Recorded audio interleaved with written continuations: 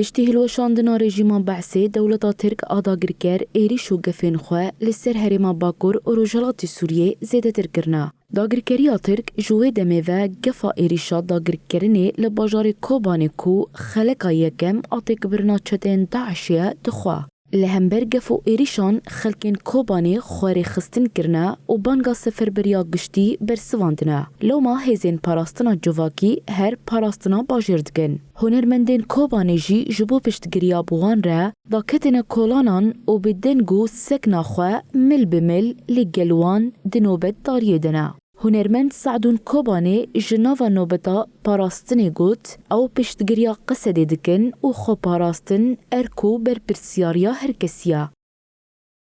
هم جیوک خلکی کوبانی هم دخوازم پاراستنا تاقی خواب بکن، پاراستنا کولان خواب بکن، مورالا بدن خلکی می لکوبانی دجی و ای کل کوبانی دمینن.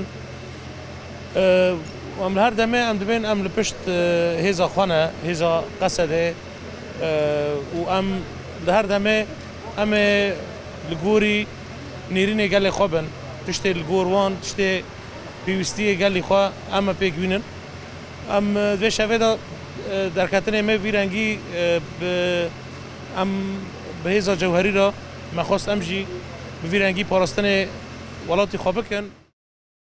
هنرمند شیخ نبی باقی خدوجی دازانین کو داگرگریا ترک تجاری آشتین نخواستیا و هر شر هلد بجیرا او جی دوی سالانو ده به هیویا آرامی و آشتینا.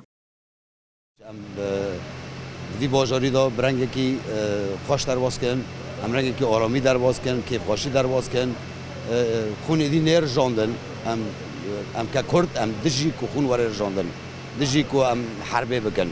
ام مجبور بن خواب پاریزن ام حتی نا بود 10 سال مثلا 10,014 و حتی نا ام تنه بس خواد پاریز نه دی بازاری خواد پاریز نه تجاری میریشی کسی نکری نو کی مثلا اردوغان در کوه تسریح دید بی امنا خوازن قوات کردی جیران ما بن و داره بن مثلا ما تجاری فشنگ خانه بتوانه ای هانی بالعکس او دوی می به تیاری خو با بالا فرق خو دشتی خو او مدار الملکیه.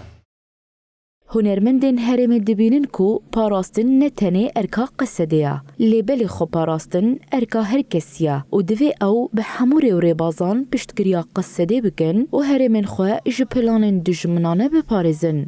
چوم گریام چوم ازوزان گریام ال کردستان